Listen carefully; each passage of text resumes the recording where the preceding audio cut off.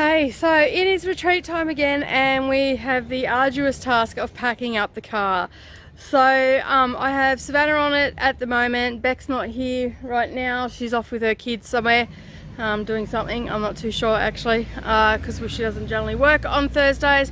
So I have been and done all the shopping already, and as you can see over there, we are starting to pack up the car. We have been getting all the cooking utensils together that we need to take.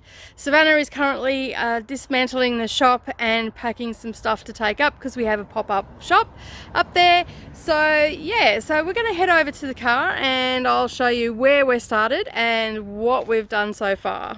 Okay, so we're at the car, and as you can see behind me, I'll just do a quick spin around, we are starting to load everything in.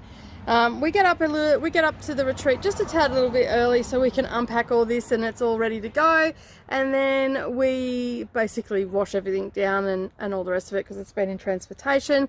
And also we have all our food that we've got to pack. That's all non-perishable stuff, so that gets put in tonight, and then tomorrow morning just after the live we actually put all of our perishable stuff in and we head straight up to the mountain and get that back into the fridge.